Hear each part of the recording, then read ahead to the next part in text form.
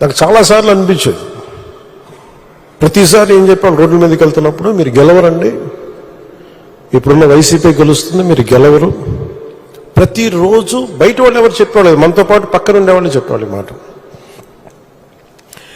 అసలు నమ్మకం ఉన్నది ఎవరికి అంటే, అసలు చెక్కు చెదరని గెలుస్తున్నాం కొడుతున్నాం నెగిటివ్ థాటే ఉండకూడదు, 170కి 160 కొట్టాలన్న మొదటి రోజు నుంచి చెప్పింది శ్రీ నారా చంద్రబాబు నాయుడు గారు చెప్పారన్నమాట.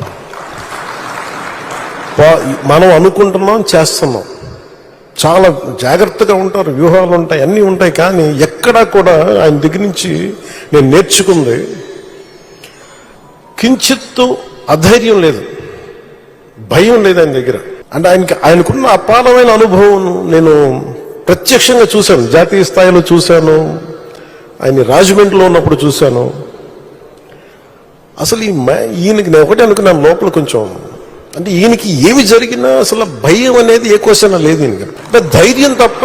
నాకు చాలా చాలా ఆనందం వేసింది. అంటే ఒక వ్యక్తి ఎన్ని ఒడిదుడుకులు ఎదుర్కొన్నా, నిస్సత్తువతో అయిపోయినా, కుటుంబ సభ్యులను కించపరిచినా, ఎన్ని రకాలుగా ఎన్ని అవమానాలకు గురి చేసినా, క్యాబినెట్లో తీసుకున్న నిర్ణయాలకి ఆయన్ని బలి చేసి ఆయన లోపల పెట్టి, ఎవరో అధికారులు చేసిన దానికి దానిపైన చెలవులు పలువులు కల్పించి ఆయన పెట్టి ఆయన ఇబ్బంది పెడితే, ఆ రోజు నేను కలిసినప్పుడు అనిపించింది అసలు ఆయన గుండెల్లో చెక్కు చెదరలేదు ఆయనకి.